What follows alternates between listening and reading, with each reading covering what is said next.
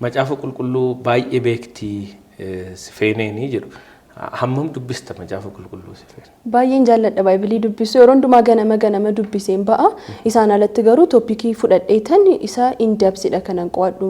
Kitaaba dubbisuun narra jiraata taanaan nan dubbisa. YouTube video ilaaluun narra jiraata taanaan isas nan godha. Nama gaafachuunis immoo narra jiraata taanaan deemee nan gaafadha. Nama waa'ee isaa beeka jedhee yaadu tuman akkas godhu more beekumsi hin qabu ballachaa dhufe. Mee akka shamarree Oromoo qabxii olaanaa galmeessitee fi cimtuu tokkotti gorsa tokko ijoollee shamarran si booda jiranis haa ta'u barattootuma Oromiyaa keessa jiran hedduun isaanii ta'anis ilaalanii gorsa tokko kenniif jireenya isaaniitiif waan fayyadu yookiin waan si fayyadu yoo jennee si gaafanne maali sun?